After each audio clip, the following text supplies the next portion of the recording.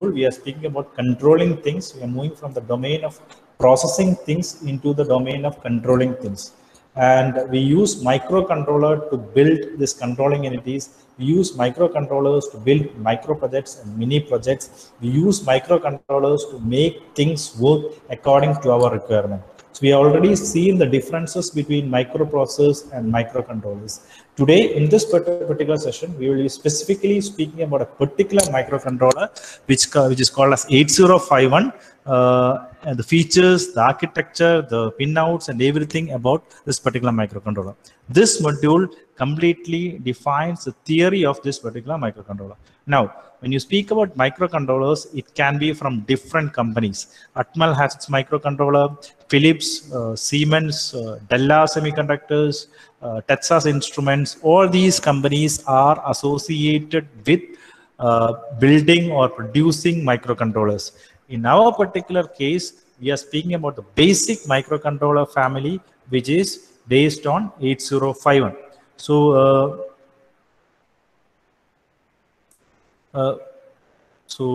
we are speaking about the basic microcontroller, which is your 8051. 8051 is a microcontroller which was introduced by Intel. But 8051 family consists of n number of microcontrollers coming out from Atmel, Della Semiconductors, Siemens, Philips, etc., and which will have almost the same name, small additions, but it will have different features, small variations in the features or components which are there inside that particular microcontroller. Atmel's microcontroller is called as A for Anu, T for Thomas, 89C051. This has certain additional features compared to your Intel's microcontroller. Intel's microcontroller was the first one which came in this particular family. The family is generally called as MCS51 family of microcontrollers, and it has different microcontroller variants. Most will have the same features, will be using the same instruction set associated with the 8051 family. So these will be the things which will be explained in this particular module. As you can see, the theory of 8051 will be discussed in detail in this particular module. Okay. So let's move on. Okay, so these are the features. So as you can see, microcontrollers have ports, memories, timers, registers, then interrupts, oscillators, and other things as in your microprocessors. But basically, in terms of additional things associated with memory, with timers, with A to D converters, with serial communication and stuff. In this particular microcontroller, we have a 4K byte ROM and 128 bytes RAM. So as you can see, you have two kinds of memories. One is your RAM memory, which is your random access or memory which cannot store data, and then you have a ROM memory where you can store the program.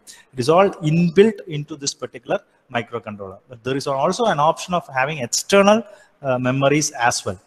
Then 4 8-bit IO ports, input-output ports, 4 8-bit ports are available to you, which can interact with the external world, 2 16-bit timers, T0 and T1, serial interface, then again 64K external code and data memory space. Other than the internal thing, you also have external code and data memory space of size 64K.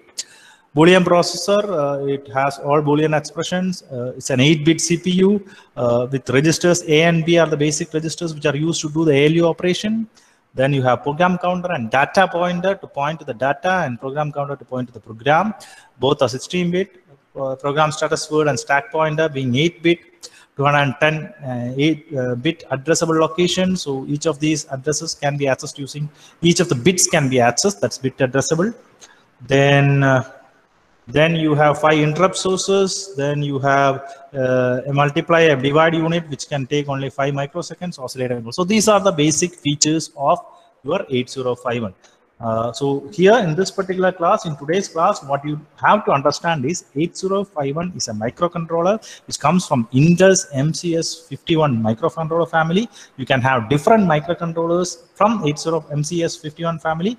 8051 Intel, when you speak about 8051, it is Intel's 8051 which is being spoken about. But in general terms, 8051 can be from different companies. So here, in our case, it is specifically from Intel, and Intel's 8051 is what we are trying to discuss. Okay.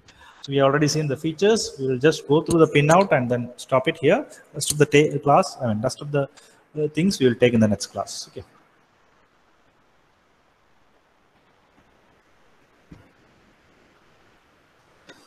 Okay, so as you can see, it's a 40-pin IC, DIP, dual inline package. So you have two lines where you have the pinouts, 40 pins, 1 to 40. VCC and ground is there.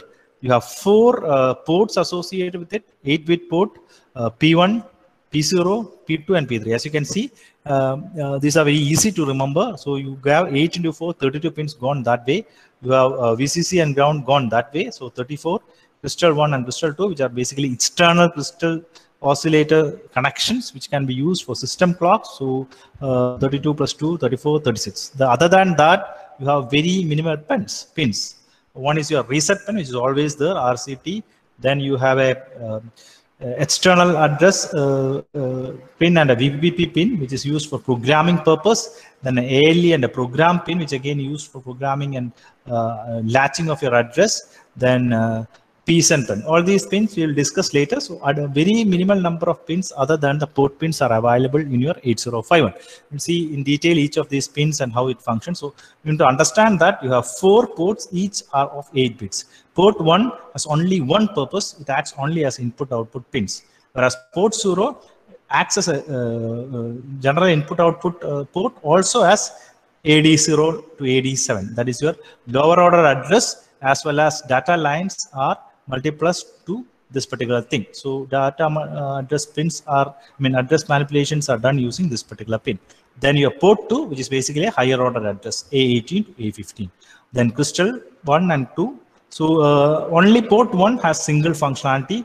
From port 0, port 2, and port 3, you have multiple functionality. Port 0 is also AD0 to AD7. Port 0, port 2 is your address lines. Port 3 has associated with the internal hardware. You have receiver, transmitter, serial interface pins, interrupt pins, timer pins, write and read pins. So different functionalities for the same pins. That means the same pin can be used for more than one purposes. Okay. So the rest of it and what each of these pins are, the architecture and things, we will learn in the next class. So I have kept the class as small as possible. So try to understand things rather than just mug it up. So in this particular module, it will be all theory-based module. We speak about this 8051 microcontroller. I will try to finish it off this week itself as far as possible, maximum by starting of the next week, and then we'll move on to module 5, 6, and 7. So that's it for today, keeping the class as small as possible. So just send the recording to me, Renewal, you will be getting the recording. So just